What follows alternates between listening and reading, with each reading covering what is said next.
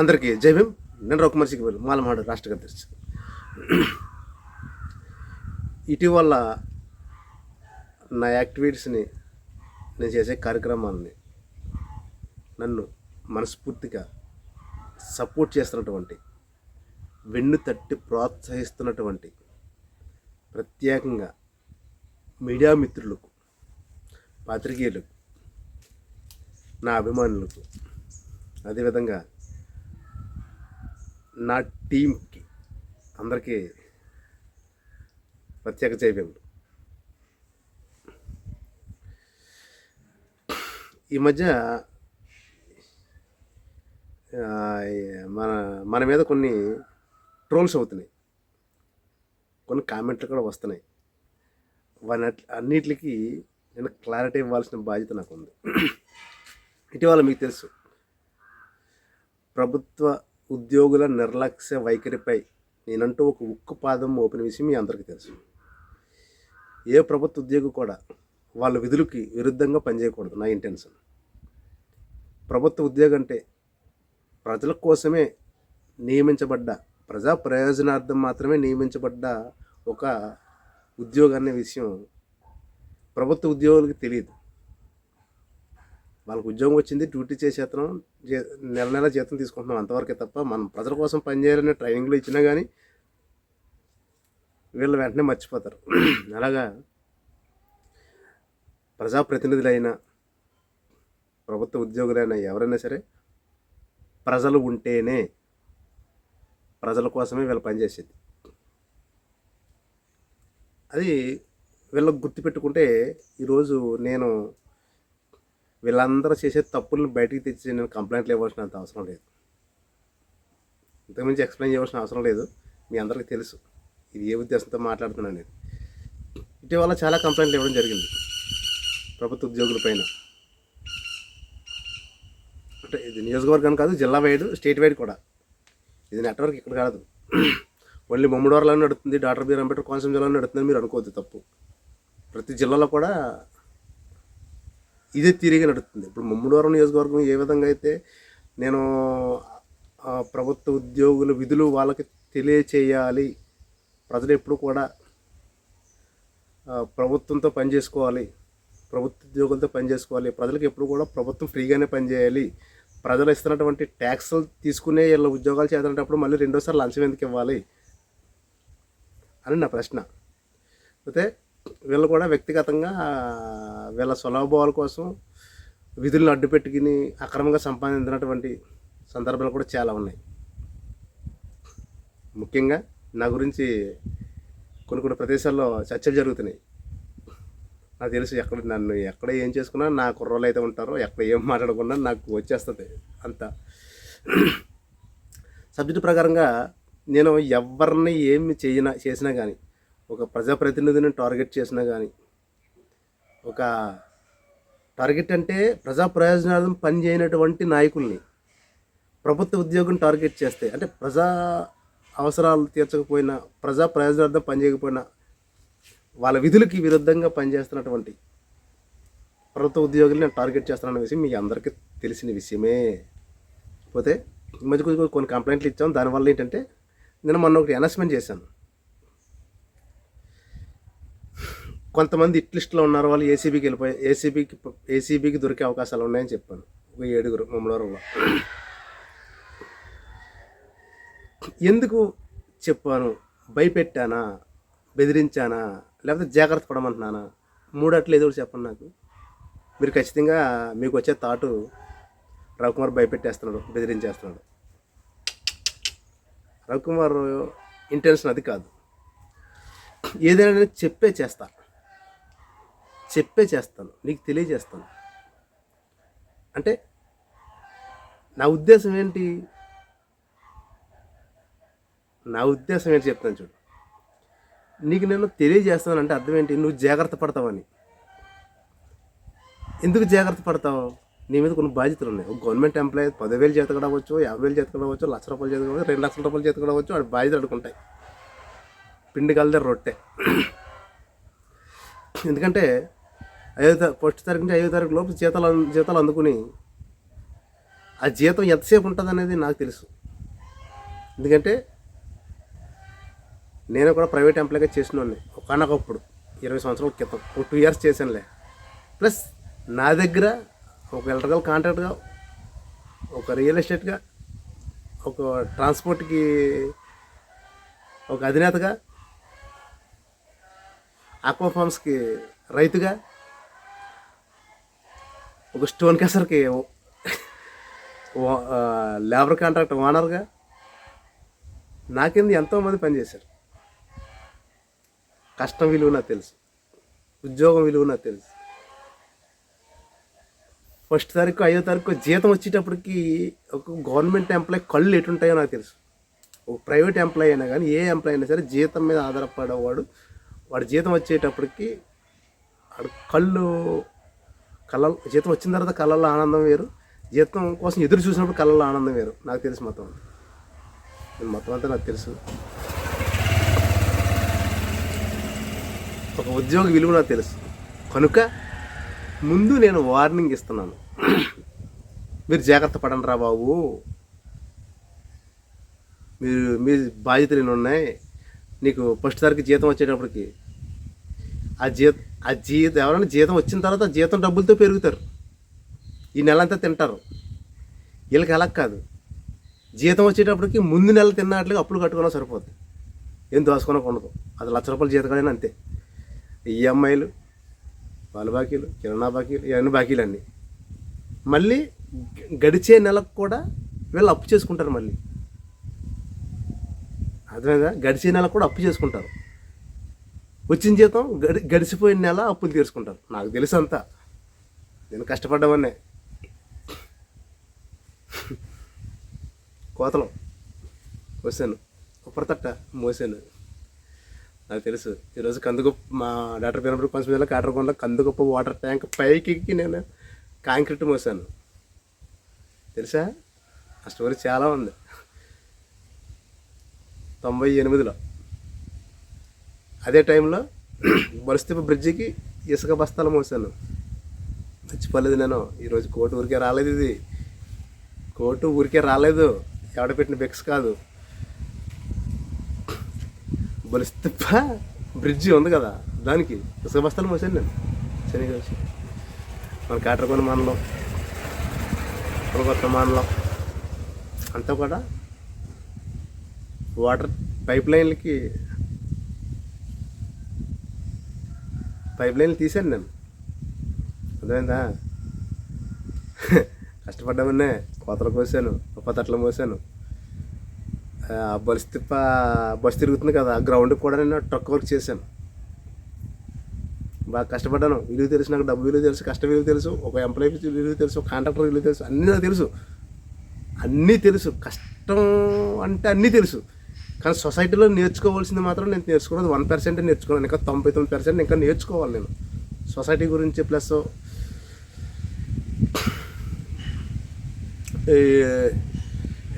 ఈ ఏంటి మొత్తం ఈ రాజకీయ వింగ్లో జరుగుతున్నటువంటి రాజకీయాలన్నీ కూడా నాకు 1% తెలుసు, 99% తెలియదు. చట్టం కూడా నాకు 1% తెలుసు, 99% తెలియదు. కానీ కష్టం విలువ 100కి 200% నాకు తెలుసు. దీన్ని బట్టి మీకు అర్థమై ఉంటుంది. అయితే సబ్జెక్ట్కి వచ్చేద్దాం. ఎందుకంటే ఈ కష్టం గురించి మాట్లాడుతున్నారు కదా, ఎందుకు రవికుమార్ అనేది నా గురించి తెలియాలని చెప్పాను. ఉప్పరతట్ట మోసాను నేను, కంగారు పడకండి, మళ్ళీ చెప్పలేను, రెండోసారి రిపీట్ చేయకూడదు అది. పోతే ఈరోజు నేను క్లారిటీ ఇస్తున్నాను మీకు. రవికుమారు ఎందుకు అడ్వాన్స్డ్గా చెప్తున్నారు సబ్జెక్ట్. ఇప్పుడు వాళ్ళ వాళ్ళు లిస్ట్లో ఉన్నారు, ఏసీబీ బారిన పడే అవకాశాలు ఉన్నాయి. అదేవిధంగా అని ఎందుకు చెప్తున్నానంటే, నా ఇంటెన్షన్ ఏంటంటే వాళ్ళలో అహం చంపేయాలి. ఒక ప్రభుత్వ ఉద్యోగి మైండ్లో ఉన్న అహం చంపేయాలి. మనం ప్రజా ప్రయోజనార్థం పనిచేస్తున్నాం అన్న విషయం ఆయనకు తెలియాలి. సహాయం కోసం వచ్చినటువంటి ప్రజల దగ్గర మనం రూపాయి కూడా లంచం తీసుకోకూడదు, వాళ్ళ ట్యాక్సుల మీదే మనకు జీతం వస్తుందన్న విషయం ప్రభుత్వ ఉద్యోగి తెలియాలి. రేపు మీరు బుక్ అవుతున్నారు ఏసీబీకి అని చెప్పానంటే, ఓహో మనం జాగ్రత్త పడాలి. రవికుమార్ చెప్పడం మనం జాగ్రత్త పడాలి. జాగ్రత్త పడతారు. ఎందుకు చెప్పాను కదా, కష్టం విలువ. ఒక్కసారి ఉద్యోగం పోయిందంటే వాడి బాధ ఏంటో నాకు తెలుసు. ఒక గవర్నమెంట్ ఎంప్లాయ్, అది ఎనీ ఎంప్లాయ్ ఎవడైనా కానీ, పంచాయతీ సెక్రటరీ దగ్గర నుంచి గవర్నమెంట్ ఎంప్లాయ్, ఏ ఎంప్లాయ్ అయినా కానీ, అందరికీ జై భీమ్. నేను రవికుమార్ సిగ్గిపల్లి, మాలమాడు రాష్ట్ర కార్యదర్శి. ఇటీవల నా యాక్టివిటీస్ని, నేను చేసే కార్యక్రమాలని నన్ను మనస్ఫూర్తిగా సపోర్ట్ చేస్తున్నటువంటి, వెన్ను తట్టి ప్రోత్సహిస్తున్నటువంటి ప్రత్యేకంగా మీడియా మిత్రులకు, పాత్రికేయులకు, నా అభిమానులకు, అదేవిధంగా నా టీంకి అందరికీ ప్రత్యేక జైవ్యములు. ఈ మధ్య మన మీద కొన్ని ట్రోల్స్ అవుతున్నాయి, కొన్ని కామెంట్లు కూడా వస్తున్నాయి. అన్నిటికీ నేను క్లారిటీ ఇవ్వాల్సిన బాధ్యత నాకు ఉంది. ఇటీవల మీకు తెలుసు, ప్రభుత్వ ఉద్యోగుల నిర్లక్ష్య వైఖరిపై నేనంటూ ఒక ఉక్కుపాదం మోపిన విషయం మీ అందరికీ తెలుసు. ఏ ప్రభుత్వ ఉద్యోగి కూడా వాళ్ళ విధులకి విరుద్ధంగా పనిచేయకూడదు. నా ఇంటెన్షన్, ప్రభుత్వ ఉద్యోగం అంటే ప్రజల కోసమే నియమించబడ్డ, ప్రజా ప్రయోజనార్థం మాత్రమే నియమించబడ్డ ఒక ఉద్యోగం అనే విషయం ప్రభుత్వ ఉద్యోగులకి తెలియదు. వాళ్ళకి ఉద్యోగం వచ్చింది, డ్యూటీ చేసేస్తున్నాం, నెల నెల జీతం తీసుకుంటున్నాం, అంతవరకే తప్ప మనం ప్రజల కోసం పనిచేయాలనే ట్రైనింగ్లో ఇచ్చినా కానీ వీళ్ళు వెంటనే మర్చిపోతారు. అలాగా ప్రజాప్రతినిధులైనా, ప్రభుత్వ ఉద్యోగులైనా, ఎవరైనా సరే ప్రజలు ఉంటేనే, ప్రజల కోసమే వీళ్ళు పనిచేసేది. అది వీళ్ళకు గుర్తుపెట్టుకుంటే ఈరోజు నేను వీళ్ళందరూ చేసే తప్పులను బయటికి తెచ్చి నేను కంప్లైంట్లు ఇవ్వాల్సినంత అవసరం లేదు, ఇంతకుమించి ఎక్స్ప్లెయిన్ చేయవలసిన అవసరం లేదు. మీ అందరికీ తెలుసు ఇది ఏ ఉద్దేశంతో మాట్లాడుతున్నాను అనేది. ఇటీవల చాలా కంప్లైంట్లు ఇవ్వడం జరిగింది ప్రభుత్వ ఉద్యోగుల పైన. అంటే ఇది నియోజకవర్గం కాదు, జిల్లా వైడ్, స్టేట్ వైడ్ కూడా. ఇది నెట్వర్క్ ఇక్కడ కాదు, ఓన్లీ మమ్మడివారిలో నడుస్తుంది, డాక్టర్ బిఆర్ అంబేద్కర్ కోనసీమ జిల్లాలో నడుతుందని మీరు అనుకోవద్దు, తప్పు. ప్రతి జిల్లాలో కూడా ఇదే తీరిగా నడుస్తుంది. ఇప్పుడు మమ్మడివారం నియోజకవర్గం ఏ విధంగా అయితే నేను ప్రభుత్వ ఉద్యోగుల విధులు వాళ్ళకి తెలియచేయాలి, ప్రజలు ఎప్పుడు కూడా ప్రభుత్వంతో పనిచేసుకోవాలి, ప్రభుత్వ ఉద్యోగులతో పనిచేసుకోవాలి, ప్రజలకు ఎప్పుడు కూడా ప్రభుత్వం ఫ్రీగానే పనిచేయాలి, ప్రజలు ఇస్తున్నటువంటి ట్యాక్సులు తీసుకునే వీళ్ళ ఉద్యోగాలు చేస్తున్నప్పుడు మళ్ళీ రెండోసారి లంచం ఎందుకు ఇవ్వాలి అని నా ప్రశ్న. అయితే వీళ్ళు కూడా వ్యక్తిగతంగా వీళ్ళ స్వలాభాల కోసం విధులను అడ్డుపెట్టుకుని అక్రమంగా సంపాదించినటువంటి సందర్భాలు కూడా చాలా ఉన్నాయి. ముఖ్యంగా నా గురించి కొన్ని ప్రదేశాల్లో చర్చలు జరుగుతున్నాయి. నాకు తెలుసు, నన్ను ఎక్కడ ఏం చేసుకున్నా నా కుర్రోళ్ళు అయితే ఉంటారో, ఎక్కడ ఏం మాట్లాడకుండా నాకు వచ్చేస్తుంది అంత. సబ్జెక్టు ప్రకారంగా నేను ఎవరిని ఏమి చేసినా కానీ, ఒక ప్రజాప్రతినిధిని టార్గెట్ చేసినా కానీ, ఒక టార్గెట్ అంటే ప్రజా ప్రయోజనార్థం పనిచేయనటువంటి నాయకుల్ని, ప్రభుత్వ ఉద్యోగం టార్గెట్ చేస్తే, అంటే ప్రజా అవసరాలు తీర్చకపోయినా, ప్రజా ప్రయోజనార్థం పనిచేయకపోయినా, వాళ్ళ విధులకి విరుద్ధంగా పనిచేస్తున్నటువంటి ప్రభుత్వ ఉద్యోగులు నేను టార్గెట్ చేస్తానన్న విషయం మీ అందరికీ తెలిసిన విషయమే. పోతే ఈ మధ్య కొన్ని కంప్లైంట్లు ఇచ్చాం. దానివల్ల ఏంటంటే నేను మొన్న ఒకటి అనౌన్స్మెంట్ చేశాను. కొంతమంది ఇట్ లిస్ట్లో ఉన్నారు, వాళ్ళు ఏసీబీకి వెళ్ళిపోయి ఏసీబీకి దొరికే అవకాశాలు ఉన్నాయని చెప్పాను. ఒక 7 మమ్మల్వరంలో. ఎందుకు చెప్పాను? భయపెట్టానా, బెదిరించానా, లేకపోతే జాగ్రత్త పడమంటున్నానా? మూడట్లు ఏదో చెప్పండి నాకు. మీరు ఖచ్చితంగా మీకు వచ్చే థాటు రవికుమార్ భయపెట్టేస్తున్నాడు, బెదిరించేస్తున్నాడు.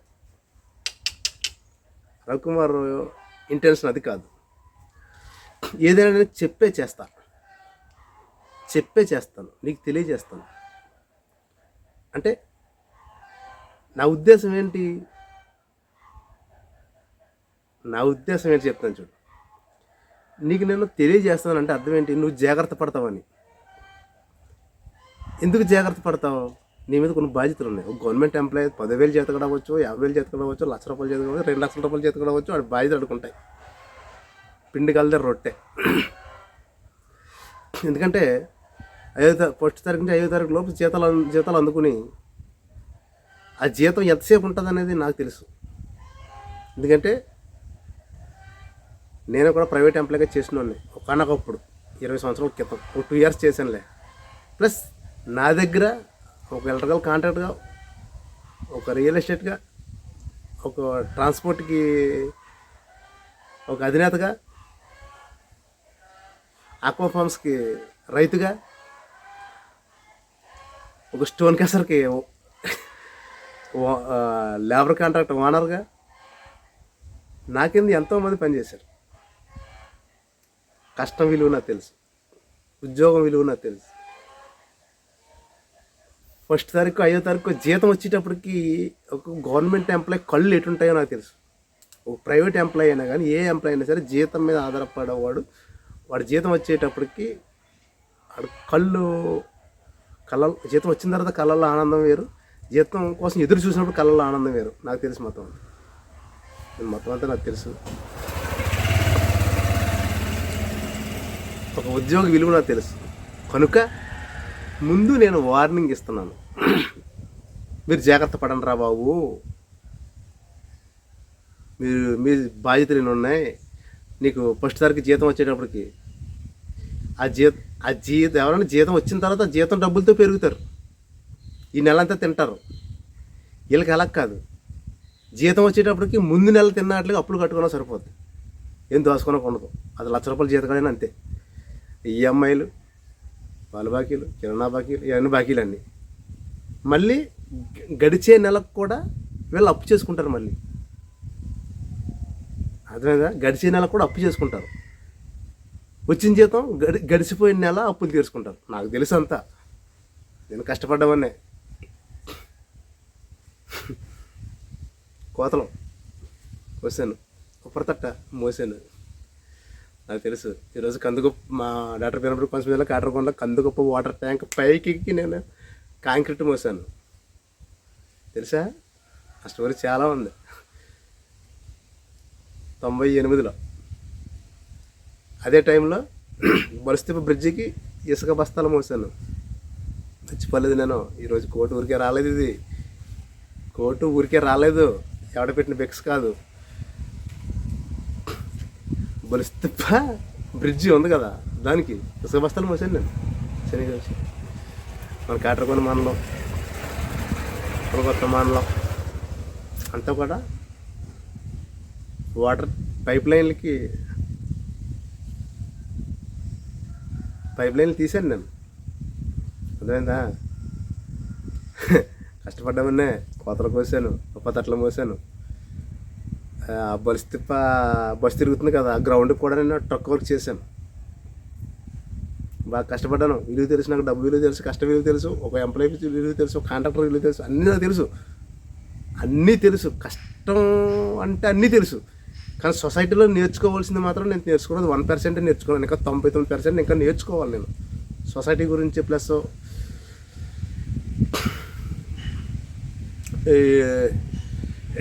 ఈ ఏంటి మొత్తం ఈ రాజకీయ వింగ్లో జరుగుతున్నటువంటి రాజకీయాలన్నీ కూడా నాకు 1% తెలుసు, 99% తెలియదు.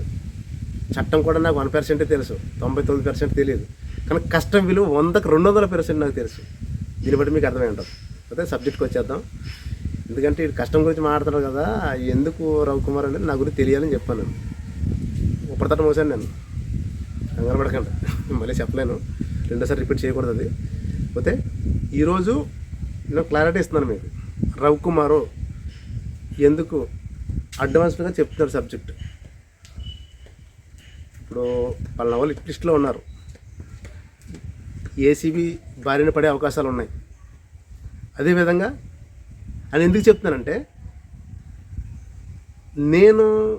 నా ఇంటెన్షన్ ఏంటంటే వాళ్ళలో అహం చంపేయాలి. ఒక ప్రభుత్వ ఉద్యోగి మైండ్లో ఉన్న అహం చంపేయాలి. మనం ప్రజా ప్రయోజనార్థం పనిచేస్తున్నాం అన్న విషయం ఆయనకు తెలియాలి. సహాయం కోసం వచ్చినటువంటి ప్రజల దగ్గర మనం రూపాయి కూడా లంచం తీసుకోకూడదు, వాళ్ళ ట్యాక్సుల మీదే మనకు జీతం వస్తుందన్న విషయం ప్రభుత్వ ఉద్యోగి తెలియాలి. రేపు మీరు బుక్ అవుతున్నారు ఏసీబీకి అని చెప్పానంటే ఓహో మనం జాగ్రత్త పడాలి. రవికుమార్ చెప్పడం మనం జాగ్రత్త పడాలి. జాగ్రత్త పడతారు. ఎందుకు చెప్పాను కదా కష్టం విలువ. ఒక్కసారి ఉద్యోగం పోయిందంటే వాడి బాధ ఏంటో నాకు తెలుసు. ఒక గవర్నమెంట్ ఎంప్లాయీ, అది ఎనీ ఎంప్లాయీ ఎవడైనా కానీ, పంచాయతీ సెక్రటరీ దగ్గర నుంచి గవర్నమెంట్ ఎంప్లాయీ, ఏ ఎంప్లాయీ అయినా కానీ, టోటల్ ఇంకా డిపార్ట్మెంట్ల పేరు నేను చెప్పను, టైం సరిపోతుంది మనకు. ఇదే డిపార్ట్మెంట్స్, ప్రభుత్వ ఉద్యోగం అందరూ కూడా ఉద్యోగం చాలా అవసరం. ఉద్యోగం ఒకసారి ఇలా పోయిందంటే సొసైటీలో విలువ పోతుంది, ఫ్యామిలీలో విలువ పోతుంది. ఆయన జీతం మీద ఆధారపడినటువంటి ఫ్యామిలీ మొత్తం రోడ్డు ఎక్కేస్తుంది. మనకి ఈ కాంట్రాక్ట్ పోతే ఇంకొక కాంట్రాక్ట్, ఈ వ్యాపారం పోతే ఇంకొక వ్యాపారం చేసుకోవచ్చు ప్రశాంతంగా, హ్యాపీ. బిజినెస్ మ్యాన్, నేను ఫ్రీడమ్ మ్యాన్, నేను బిజినెస్ మ్యాన్, నేను ఫ్రీడమ్ మ్యాన్. ఇది కాదు ఇంకో వ్యాపారం చేసుకుంటాను, 1,90,000 నేను అడిగేవాళ్ళు లేడు. కానీ ఉద్యోగం మీద ఆధారపడ్డ వాళ్ళని కొట్టను. వాళ్ళ జీతం మీద కొడితే, వాళ్ళ పొట్ట మీద కొడితే వాళ్ళ జీతం ఆగితే, వాళ్ళ ఉద్యోగం పోతే ఫ్యామిలీ మొత్తం అందరూ కూడా రోడ్డు ఎక్కేస్తారు, పూటకి లెటర్కి కొడతారు. మనకంటే చాలా దారుణంగా ఉంటుంది. మనకి ఈరోజు డబ్బులు కావాలంటే కూలి పనికి వెళ్ళిపోతే 100-1000 రూపాయలు వస్తుంది. వాళ్ళు అలాగే వెళ్ళలేరు. వాళ్ళ ఉద్యోగాలు తీయడం మన ఇంటెన్షన్ కాదు, తప్పు అది. వాళ్ళ ఉద్యోగాలు మనం తీయకూడదు. ఉద్యోగాలు తీస్తే మొత్తం అలా ఉంటుంది ఉద్యోగస్తుల పరిస్థితి. అని ఎప్పుడు కూడా ఎవరి ఉద్యోగం తీయలేదు. నేను వార్నింగ్ ఇచ్చి వదిలేస్తానంతే, మారమంటాను. అది కూడా వార్నింగ్ అంటే అహం. వాడి ఉద్యోగం పోతే భయం ఎలా ఉంటుంది అనేది భయం చూపిస్తాను. వాడు ఉద్యోగం ఎందుకోసం చేస్తున్నాడు, ఎవరి కోసం చేస్తున్నాడు అనేది తెలియజేస్తాను. ఐఎమ్ ప్రాక్టికల్ మ్యాన్, మీకు అర్థమై ఉంటుంది. ప్రతి విషయంలో ప్రాక్టికల్గానే మాడతాను, ప్రాక్టికల్గా ఉంటాను ఇప్పుడు కూడా. చాలామంది అంటున్నారు ఎందుకు వార్నింగ్ ఇస్తున్నాడు, ముందే చెప్పేస్తున్నాడు, డైరెక్ట్ అటాక్ చేయొచ్చు కదా. అటాక్ చేయకూడదు, ముందు చెప్తే మారతాడు. మారిన తర్వాత మారకపోతే డైరెక్ట్ కన్షాట్. బుల్లెట్ అంత స్పీడ్గా వస్తే అంత స్పీడ్గా మన యాక్షన్ ఉంటుంది. ఓకే, కన్షాట్గా ఉంటాయి మన పనులన్నీ కూడా. అప్పుడు యాక్షన్ తీసుకుంటాం. ముందు వార్నింగ్ ఇస్తాను నేను, నా లెక్క ప్రకారంగా నేను ఇచ్చాను. జాగ్రత్త పడేవాళ్ళు జాగ్రత్త పడుతున్నారు, జాగ్రత్త పడ్డారు కూడా. ముందు ఏ పని ముందు చెప్పే చేస్తాను. అందరికీ తెలుసు. రవికుమార్ అని బట్టి చెప్పే చేస్తాడు. అంటే నేను అంత హీరోనని అనుకోవద్దు. సొసైటీని బాగు చేయడం కోసం, ప్రభుత్వ ఉద్యోగుల అహం చెడిపోయడం కోసం, రాజకీయ నాయకుల్లో, ప్రజాప్రతినిధుల్లో వాళ్ళ అహం అనేది డిలీట్ చేయడమే నా ఉద్దేశం. ఒక ఎమ్మెల్యే అయినా, ఎంపీ అయినా, ఎవడైనా, ఒక సర్పంచ్ అయినా, వాళ్ళ విధులు వాళ్ళు పర్ఫెక్ట్గా చేసుకుంటే నా పని ఉండదు. ఉద్యోగం అదేవిధంగా ఈ పదవి మన మీదకి వచ్చేటప్పటికి వీళ్ళ ప్రవర్తన మారిపోతుంది. వీళ్ళ ప్రాక్టికల్ మ్యాన్స్ కాదు, అది మారకూడదు. మారితే మార్చుకోమని చెప్తున్నాను. అందుకే నేను ముందు వార్నింగ్ ఇస్తున్నాను. వాళ్ళ ఉద్యోగాలు పోతే మనకేం వస్తుంది?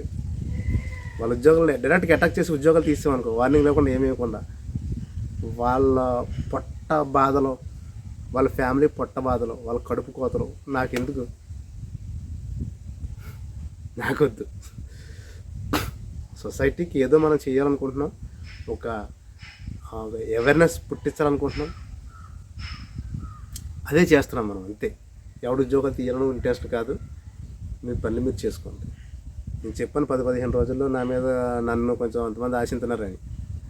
వాళ్ళు జాగ్రత్త పడితే ఓకే, జాగ్రత్త పడకపోతే నా తప్పేమీ లేదు.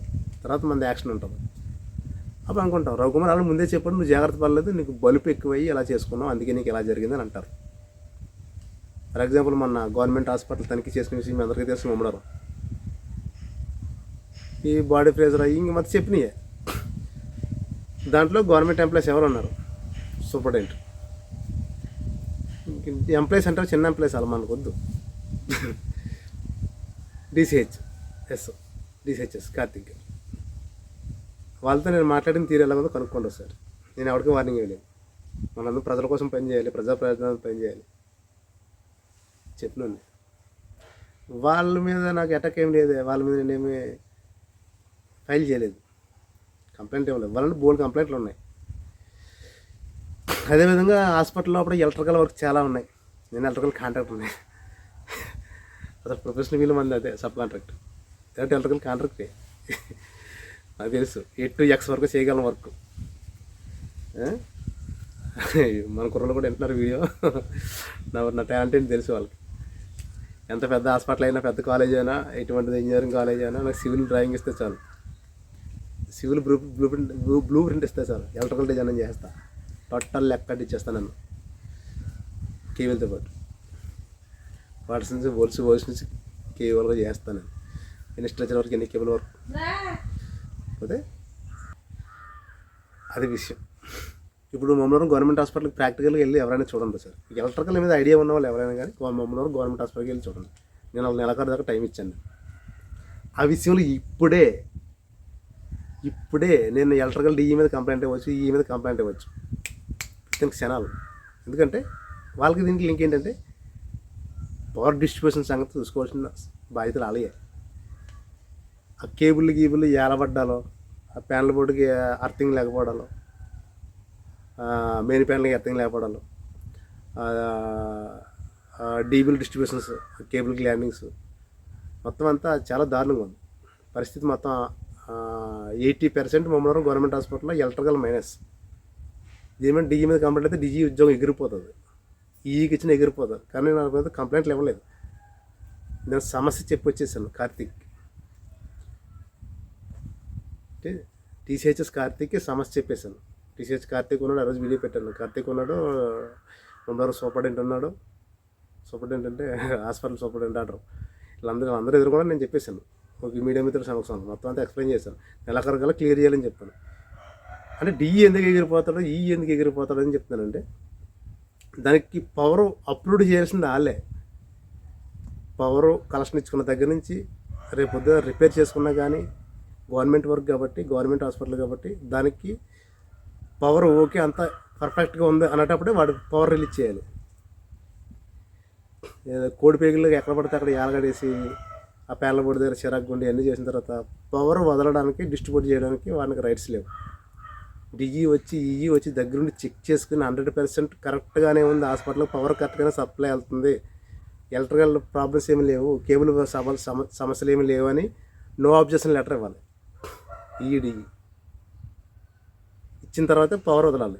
ఇప్పుడు ఆ హాస్పిటల్ పరిస్థితి ఏంటి? ఎలక్ట్రికల్ ఎవడైనా వెళ్ళి చెక్ చేయండి ఒకసారి, తప్పుడు పనులు కదా. మరి ఎవరైనా ఈయన ఉద్యోగాలు పోగొట్టేయాలంటే క్షణం కాదు, వాళ్ళ ఉద్యోగాలు పోగొట్టేయాలంటే క్షణం కాదు. మన బయోమెడికల్ వేస్ట్ విషయంలో డీసీహెచ్ఎస్ కార్తీక్ పడ్డది రౌండ్. పొల్యూషన్ కంట్రోల్ బోర్డు వచ్చారు, నేను రప్పించాను. కాకినాడ నుంచి pollution control board, AP state pollution control బోర్డులు వచ్చారు, చూసుకున్నారు అంతా ఓకే. కానీ మరి నేను ఉద్యోగాల మీద కంప్లైంట్ ఇవ్వలేదే. ఇవన్నీ ఇండికేషన్లు మీకు,